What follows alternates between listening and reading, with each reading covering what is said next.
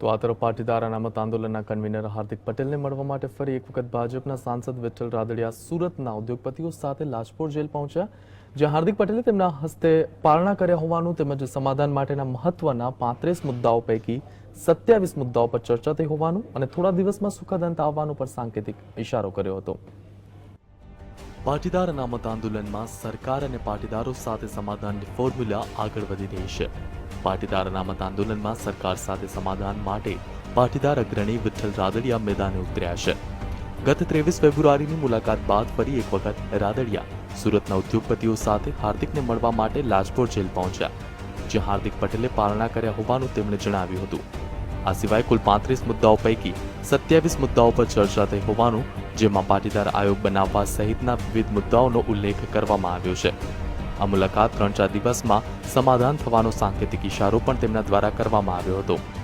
લગભગ 1 કલાક જેટલી ચાલેલી મીટિંગમાં 35 પૈકી 27 મુદ્દાઓ પર ચર્ચા થઈ હતી, જેમાં મહત્વના 4 મુદ્દા પર સહમતિ સધાય તેવી સંભાવના છે। હાર્દિકની મુખ્ય અનામતની માંગ અને પાટીદાર આયોગ વિશે પણ વાત થઈ છે।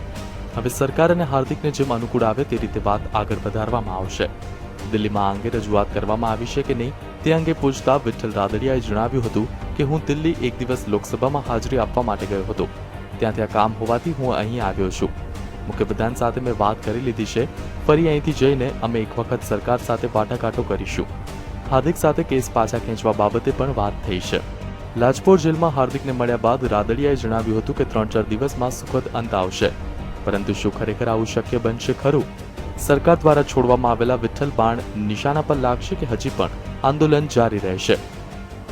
સંજય મહંત, GSTV, સુરત।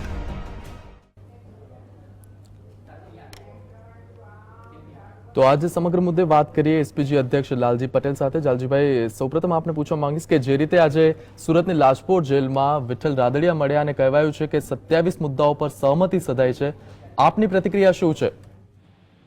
હા, એટલે મુદ્દાની અમે સમીક્ષા કરીશું કે અમારા જે 4 મહત્વના મુદ્દા હતા એ મુદ્દા અંદર વણી વિચાર છે કે નહીં, અને મુદ્દા ના હોય તો સમાધાન શક્ય જ નથી। કારણ કે અનામત આંદોલન એ લાલજીભાઈ કે આરતીભાઈનું નથી, સમગ્ર પાટીદાર સમાજનું, એક જાગૃત સમાજનું એક અનામત માટેની જ લડાઈ હતી। તો એ અમારા મુખ્ય મુદ્દા અંદર હોય તો અમને કોઈ વાંધો નથી સમાધાન કરવા માટે। જી લાલજીભાઈ, આપનો આભાર GSTV સાથે વાતચીત કરવા બદલ। તો આ હતા લાલજીભાઈ પટેલ કે જેઓ જણાવ્યું કે જો 27 મુદ્દામાં તમામ મુદ્દાઓ કવર થઈ જતા હોય તો તેમને વાંધો નથી।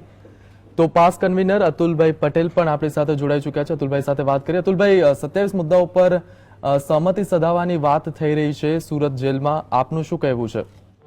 હકીકતમાં જે ગ્રાઉન્ડ ઉપર આંદોલન કરી રહ્યા છે પાસના આંદોલનકારીઓ, એમને આ બધી વાતથી જાણ હોય એવું લાગતું નથી, કારણ કે મોટા ભાગના કન્વીનરો ઉત્તર ગુજરાતમાં અમે મહેસાણાની તૈયારીમાં લાગેલા છીએ, અને હકીકતમાં તો સમાધાનના કયા મુદ્દા છે, અનામતનો મુદ્દો છે કે નહીં એ પણ અમને ખબર નથી, એટલે આ અંગે અમે વિશેષ કંઈ ના કહી શકીએ।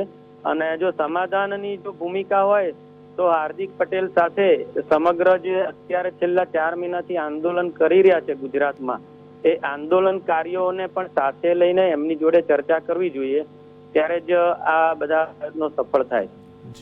જી અતુલભાઈ, આપનો આભાર GSTV સાથે વાતચીત કરવા બદલ। તો અતુલભાઈએ કીધું કે ક્યાંક ને ક્યાંક પાસ કન્વીનર્સને પણ મુદ્દાઓ અંગે ખ્યાલ નથી।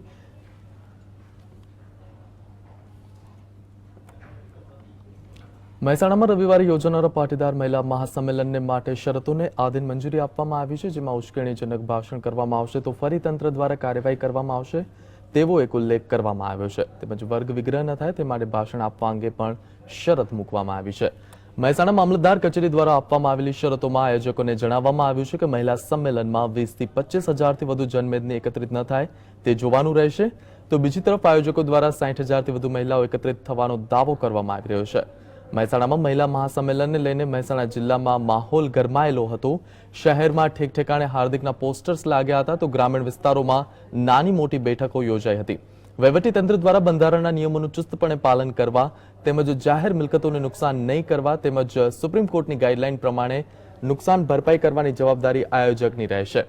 મહિલા સંમેલનમાં બંદોબસ્ત માટે જિલ્લાઓમાંથી પણ પોલીસને બોલાવવામાં આવી છે અને રવિવારે સવારે 8 થી રાતના 8 વાગ્યા સુધી જિલ્લામાં મોબાઈલ ઇન્ટરનેટ સેવા બંધ કરવાનો નિર્ણય લેવાયો છે।